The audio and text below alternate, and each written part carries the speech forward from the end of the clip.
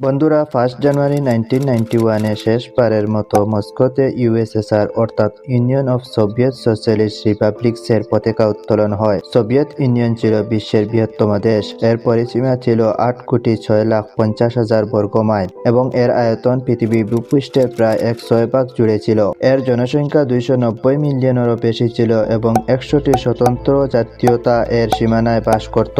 আর এরপর পৃথিবীর মানচিত্রকে বদলে ইউএসএসআর থেকে আরও 15টি দেশের জন্ম হয়। কিন্তু কি এমন হয়েছিল যে ইয়ার 1991-এ ইউএসএসআর 72 ইয়ার্সের ইতিহাস কিছুদিনের মধ্যে শেষ হয়ে যায়? চলুন জেনে নেই। স্বাগতম আপনাদের জেম মিডিয়ার আরও একটি ভিডিওতে। অফিসিয়ালি ইউএসএসআর এর জন্ম 1917-এর অক্টোবর রেভলিউশনের পরে হয়। অক্টোবর রেভলিউশনে বলশেভিক পার্টি রাশিয়ান প্রভিশনাল গভর্নমেন্টকে ওভারথ্রো করে। এর আগে ফেব্রুয়ারি রিভলিউশনের মাধ্যমে অটোক্রেটিক রুলার স্যার নিকোলাস সেকেন্ডকে রিপ্লেস করে এই প্রভিশনাল গভর্নমেন্ট ফর্ম করা হয়। কিন্তু অফিসিয়ালি এই গভর্নমেন্ট রাশিয়ান সিভিল ওয়ার ইয়ার 1922 এর পরে হয়। 1922 এর পর যখন এই গভর্নমেন্ট ফর্ম হয় তখন ইউএসএসআর 4 রিপাবলিক্সের মাধ্যমে গঠন হয়। আর এই 4 রিপাবলিক্স হলো রাশিয়ান, ইউক্রেনিয়ান, বেলারুশিয়ান, ট্রানজেকশিয়ান রিপাবলিক্স। আর আগামী কিছু বছর পর এই রিপাবলিক্স 15 রিপাবলিক্স হয়ে যায়। লেনিনের লিডারশিপে গঠিত হওয়া ইউএসএসআর স্ট্যালিন এক টোটালিটেরিয়ান স্টেটে কনভার্ট করে দেন। সেকেন্ড ওয়ার্ল্ড ওয়ারের পর ইউএসএসআর এক সুপার পাওয়ারে পরিণত হয়। আর এর সাথে সাথে ইউএসএর সঙ্গে ইউএসএসআর এর সাইকোলজিক্যাল ওয়ারফেয়ার অর্থাৎ কোল্ড ওয়ার শুরু হয়। 5 দশক পর্যন্ত ওয়ার্ল্ড সুপার পাওয়ার থাকার পর ইউএসএসআর থেকে ডেক্লাইনের সাইন আসতে শুরু করে। আর এর জন্য কিছু ইন্টারনাল রিজনের সাথে সাথে এক্সটার্নাল রিজনও রেসপন্সিবল ছিল। বন্ধুরা, ইউএসএসআর এক টোটালিটেরিয়ান স্টেট ছিল। এখানে কোনো ধরনের সিভিল লিবার্টিস মানুষের কাছে ছিল না। সম্পূর্ণ বিউরোক্রেটিক এবং অটোরিটেরিয়ান সিস্টেম এখানের পরিচয় ছিল। এর সাথে সাথে ওয়ান পার্টি সিস্টেম, আর এই পার্টি হলো কমিউনিস্ট পার্টি, মানুষের প্রতি অ্যাকাউন্টেবল ছিল না। আর সবচেয়ে বড় সমস্যা হলো এখানে রাশিয়ান ডমিনেন্স ছিল। রাশিয়ান ডমিনেন্স মানে অন্য রিপাবলিক্সদের ইম্পর্টেন্স ছিল না। যেমন অফিসিয়াল ল্যাঙ্গুয়েজ রাশিয়ান, আর কোনো রিপাবলিক্সের ল্যাঙ্গুয়েজকে অ্যাকসেপ্ট করা হয়নি। এছাড়া রাশিয়ান কাস্টমস লোকাল কাস্টমসের জায়গায় প্রমোট করা হতো।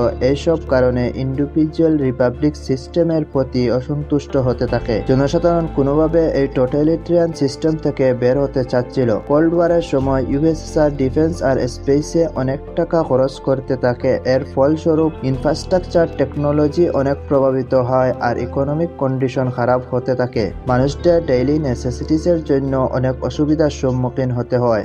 ইতিহাসবিদদের মতে ইউএসএসআর এর ডিসেন্ট্রিগেশন গর্বাচেভের শাসনকালে শুরু হয়। মার্চ 1985-এ গর্বাচেভ কমিউনিস্ট পার্টির লিডার হন। আর গর্বাচেভ এমন কিছু পলিসি ইনিশিয়েট করেন যার কারণে সিস্টেম অনেক তাড়াতাড়ি চেঞ্জ হতে থাকে। আর এই পলিসি ছিল গ্লাসনোস্ট আর পেরিস্ট্রয়কা। গ্লাসনোস্ট অর্থাৎ পলিটিক্যাল ওপেননেসের মাধ্যমে গর্বাচেভ স্ট্যালিন রিপ্রেশনের ট্রেসকে এলিমিনেট করেছিলেন। যেমন banning of books, omnipresent secret policy এর মাধ্যমে সোভিয়েত ইউনিয়ন সিটিজেনদের নতুন ফ্রিডম পায়। পলিটিক্যাল প্রিজনার্সদের রিলিজ করে দেওয়া হয়। আর প্রথমবার কমিউনিস্ট পার্টি ছাড়া আরও পার্টি ইলেকশনে পার্টিসিপেট করার রাইট আসে। সেকেন্ড সেট অফ রিফর্মস পেরেস্ট্রয়কা অর্থাৎ ইকোনমিক রেস্ট্রাকশন গর্বাচেভের মতে সোভিয়েত ইউনিয়নের ইকোনমিকে রিভাইভ করার সবচেয়ে ভালো রাস্তা। গর্বাচেভের মতে ইকোনমিক গ্রোথ গভর্নমেন্টের পলিসিস লুজ করার মাধ্যমে সম্ভব। তাই প্রথমবারের মতো 1985-এর পর ইন্ডিভিজুয়াল আর প্রাইভেট কর্পোরেটসদের বিজনেস অন করার লাইসেন্স দেওয়া হয়। ওয়ার্কার্সদের ওয়েজেস আর কন্ডিশনের জন্য স্ট্রাইক করার পারমিশন দেওয়া হয়। এর সাথে গর্বাচেভ সোভিয়েত এন্টারপ্রাইজে ফরেন ইনভেস্টমেন্ট অ্যালাউড করেন। এখন প্রশ্ন হলো, গর্বাচেভের রিফর্মস এত ভালো আর পজিটিভ দেখা যাচ্ছিল, কিন্তু কিভাবে গর্বাচেভের কারণে ইউএসএসআর এর ডেক্লাইন হয়? পেরিস্ট্রয়কার মাধ্যমে ইউএসএসআর এর ইকোনমি খুব কম সময়ের মধ্যে কোলাপস হয়ে যায়, কিন্তু মার্কেট ইকোনমি রিভাইভ হতে অনেক সময় লাগতো। অর্থাৎ গর্বাচেভের নিউ সিস্টেম রিভাইভ করার আগে ওল্ড সিস্টেম কোলাপস হয়ে যায়। নিউ পলিসি এর মাধ্যমে দেশের মধ্যে ফুড শর্টেজ, গুড শর্টেজ আর ফিউল শর্টেজ শুরু হয়। এর পরিণামে মানুষের গভর্নমেন্টের প্রতি ফ্রাস্ট্রেশন বাড়তে থাকে। গর্বাচেভের মতে বেটার ইকোনমিক গ্রোথ নাইবারিং কান্ট্রির সাথে বেটার রিলেশনশিপের মাধ্যমে সম্ভব। গর্বাচেভ আফগানিস্তান থেকে সোভিয়েত ট্রুপ উইথড্র করার ঘোষণা করেন, যেখানে আর্মি ট্রুপ 1979 থেকে ওয়ারে এঙ্গেজ ছিল। এছাড়া ইস্টার্ন ইউরোপ নেশনস এর মার্সোপেক থেকে সোভিয়েত আর্মি প্রেজেন্স কম করে দেওয়া হয়। এই নন ইন্টেনশন পলিসির কারণে সোভিয়েত ইউনিয়নের প্রভাব দেখার আগে ইস্টার্ন সোভিয়েত অ্যালায়েন্সে অনেক প্রভাব দেখা যায়। এর থেকে 1989 এর ফার্স্ট রিভলিউশন পোল্যান্ডে দেখা যায়, যেখানে নন কমিউনিস্ট ট্রেড ইউনিয়নিস্ট এক সলিড মুভমেন্ট লঞ্চ করে আর কমিউনিস্ট গভর্নমেন্ট থেকে ফেরি ইলেকশন ডিমান্ড করে। সোভিয়েত মিলিটারি থেকে সাহায্য না পাওয়ার পর সোভিয়েত গভর্নমেন্টকে এই ডিমান্ড অ্যাকসেপ্ট করতে হয়, আর এই ইলেকশনে নন কমিউনিস্ট ট্রেড ইউনিয়নিস্ট লিডার অনেক ভালো সাকসেস দেখতে পায়। আর এরপর ইস্টার্ন সোভিয়েত ইউনিয়নে পিসফুল মুভমেন্ট লঞ্চ হতে থাকে। 9 নভেম্বর 1989 এ বার্লিন ওয়ারের ফল হয়। কমিউনিস্ট আর নন কমিউনিস্ট একজোট হয়, আর এই সময় চেকোস্লোভাকিয়াতে ভেলভেট রিভলিউশনের মাধ্যমে কমিউনিস্ট গভর্নমেন্টকে ওভারথ্রো করে দেওয়া হয়। এর কিছুদিনের মধ্যে পোল্যান্ড, হাঙ্গেরি, রোমানিয়া, বালগেরিয়া, জার্মানির কমিউনিস্ট পার্টি গভর্নমেন্টের পতন হয়, আর এখন বাড়ি সোভিয়েত ইউনিয়নের ছিল। সোভিয়েত রিপাবলিক ইস্টার্ন ইউরোপের মধ্যে হওয়া রিভলিউশন থেকে ইন্সপিরেশন পায়। খারাপ ইকোনমির কারণে আগে থেকে সোভিয়েত ইউনিয়ন ফ্রাস্ট্রেটেড ছিল।